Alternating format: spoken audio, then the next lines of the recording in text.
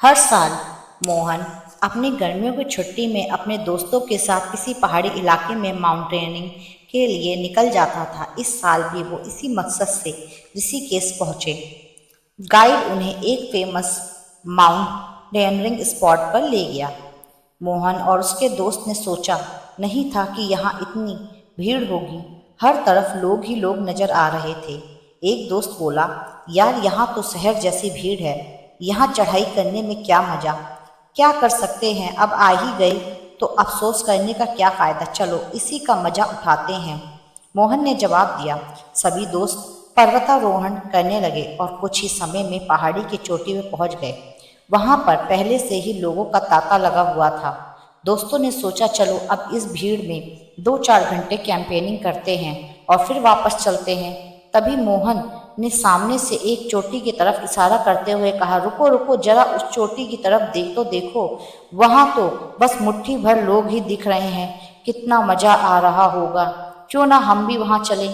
वहां एक दोस्त बोला, अरे वहां जाना सबके बस की बात नहीं है। उस पहाड़ी के बारे में मैंने सुना है कि वहां का रास्ता बड़ा मुश्किल है और कुछ लकी लोग ही वहां तक पहुंच पाते हैं। बगल में खड़े कुछ लोगों ने भी मोहन का मजाक उड़ाते हुए कहा, भाई अगर वहां जाना इतना ही आसान होता तो हम सब यहाँ झक ना मार रहे होते। लेकिन मोहन ने किसी की बात नहीं सुनी और अकेला ही चोटी की तरफ चला और 3 घंटे बाद वह उस पहाड़ी के शिखर पे था। वहां पहुंचने पर पहले से मौजूद लोगों ने उसका स्वागत किया और उसे एनकरेज किया।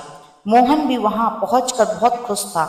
अब वह शांति से प्रकृति की खूबसूरती का आनंद ले सकता था। जाते जाते मोहन ने बाकी लोगों से पूछा, एक बात बताइए, यहाँ पहुंचना इतना मुश्किल तो नहीं था। मेरे ख्याल से तो जो उस भीड़ भाड़ वाली चोटी तक पहुंच सकता है वह अगर थोड़ी सी और मेहनत करे तो इस चोटी को भी छू सकता है। फिर क्यों ऐसा है कि यहाँ पर सैकड़ों लोगों की भीड़ है और यहाँ बस मुट्ठी भर लोग।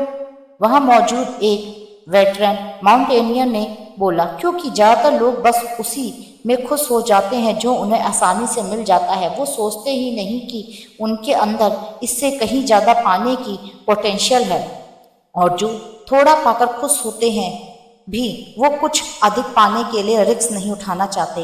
वो डरते हैं कि कहीं ज्यादा के चक्कर में वो हाथ में ही है वो भी ना चला जाए। जबकि हकीकत तो ये है, अगली चोटी या अगली मंजिल पाने के लिए बस जरा सा एक और एफर्ट की जरूरत पड़ती है।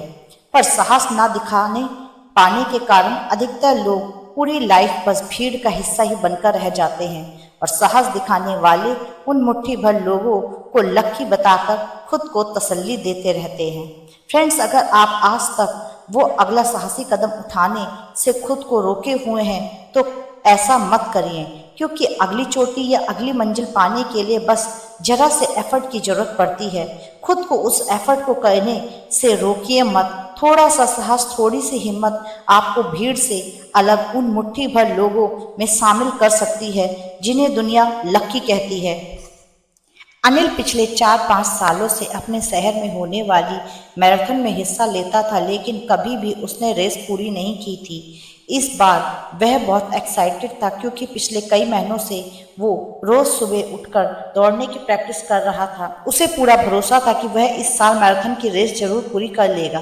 देखते देखते मैराथन का दिन भी आ गया और ध्यान की आवाज के साथ रेस शुरू हुई। बाकी धावकों की तरह अनिल ने भी दौड़ना शुरू किया।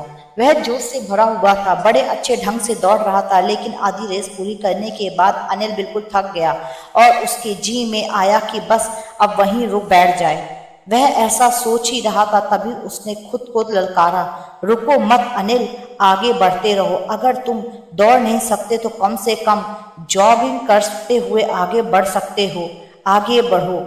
और अनिल पहले की अपेक्षा धीमी गति से आगे बढ़ने लगा। कुछ किलोमीटर इसी तरह दौड़ने के बाद अनिल को लगा कि उसके पैर अब आगे नहीं बढ़ सकते। वह लड़खड़ाने लगा। अनिल के अंदर विचार आया, अब बस और नहीं बढ़ सकता। लेकिन एक बार फिर अनिल ने खुद को समझाया, रुको मत अनिल, अगर तुम जॉगिंग नहीं कर सकते तो कम से कम तुम चल तो सकते हो, चलते रहो। अनिल अब जॉगिंग की बजाय धीरे धीरे लक्ष्य की ओर बढ़ने लगा।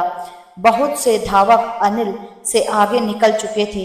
जो पीछे थे वह भी अब आसानी से उसे पार कर रहे थे। अनिल उन्हें आगे जाने देने के अलावा कुछ नहीं कर सकता था। चलते चलते अनिल को फिनिशिंग पॉइंट दिखने लगा, लेकिन तभी वह अचानक से लड़खड़ाकर गिर गया। उसके बाएं पैर की नस खिंच गई थी। अब कुछ भी हो जाए वो आगे नहीं बढ़ सकता। जमीन पर पड़े पड़े अनिल के मन में ख्याल आया, लेकिन अगले ही पल वो जोर से चीखा, नहीं, आज चाहे जो भी हो जाए मैं ये रेस पूरी करके रहूंगा। ये मेरी जिद है। माना मैं चल नहीं सकता, लेकिन लड़खड़ाते लड़खड़ाते ही सही इस रेस को पूरा करूंगा। अनिल ने साहस दिखाया और एक बार फिर असहनीय पीड़ा सहते हुए आगे बढ़ने लगा। इस बार वह तब तक बढ़ता रहा जब तक उसे फिनिशिंग लाइन पार नहीं कर ली, और लाइन पार करते हुए जमीन पर लेट गया और उसकी आंखों से आंसू बह रहे थे। अनिल ने रेस पूरी कर ली थी। उसके चेहरे पर इतनी खुशी और मन में इतनी संतुष्टि कभी नहीं आई थी। आज अनिल ने अपने चलते रहने की जिद के कारण न सिर्फ एक रेस पूरी की थी, बल्कि जिंदगी की बाकी रेसों के लिए भी खुद को तैयार कर लिया था। दोस्तों, चलते रहने की जिद हमें किसी भी मंजिल तक पहुंचा सकती है। बाधाओं के आने पर हार मत मानिए। ना चाहते हुए कई बार कंडीशन ऐसी हो जाती है कि आप बहुत कुछ नहीं कर सकते, पर ऐसी कंडीशन को कुछ भी ना करने का एक्सक्यूज मत बनाइए। घर में मेहमान है, आप 8 घंटे नहीं पढ़ सकते, कोई बात नहीं, 2 घंटे तो पढ़िए। बारिश हो रही है, आप 10 कस्टमर से नहीं मिल सकते तो कम से कम 2 से 3 से तो मिलिए।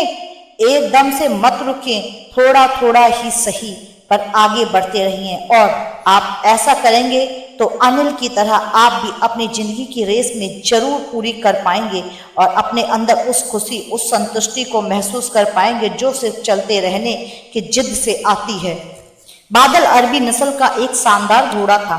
वह अभी 1 साल का ही था। वह रोज अपने पिता राजा के साथ ट्रैक पर जाता।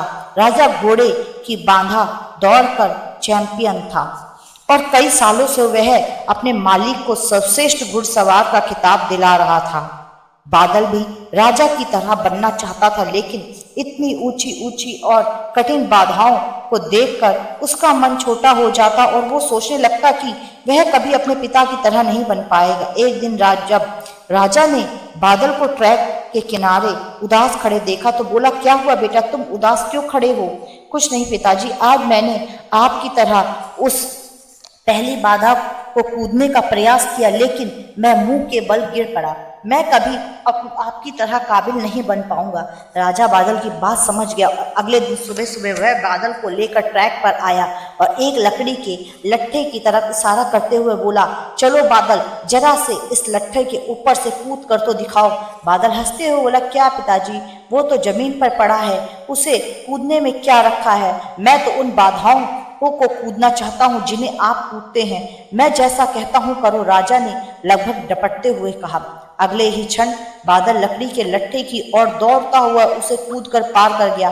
शाबाश, ऐसे ही बार बार कूद कर दिखाओ। राजा उसका उत्साह बढ़ाता रहा। अगले दिन बादल उत्साही था, शायद आज उसे बड़ी बाधाओं को कूदने का मौका मिले। राजा ने फिर उसे लट्ठे को कूदने का निर्देश दिया। करीब 1 हफ्ते तक ऐसे ही चलता रहा। फिर उसके बाद राजा ने बादल से थोड़े और बड़े लट्ठे कूदने की प्रैक्टिस कराई। इस तरह हर हफ्ते थोड़ा थोड़ा बादल ने कूदने की क्षमता बढ़ती गई और एक दिन वो भी आ गया जब राजा उसे ट्रैक पर ले गया।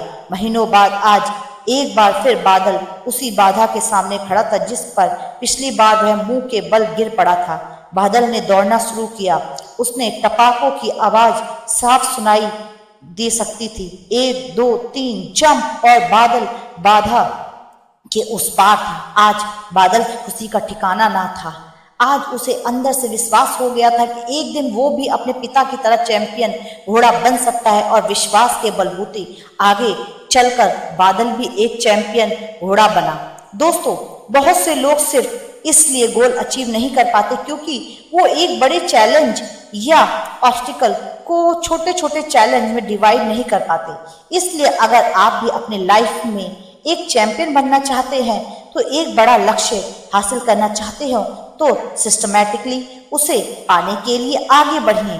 पहले छोटी छोटी बाधाओं को पार कीजिए और अनलिमिटेडली उसे बड़े गोल को अचीव कर अपना जीवन सफल बनाइए।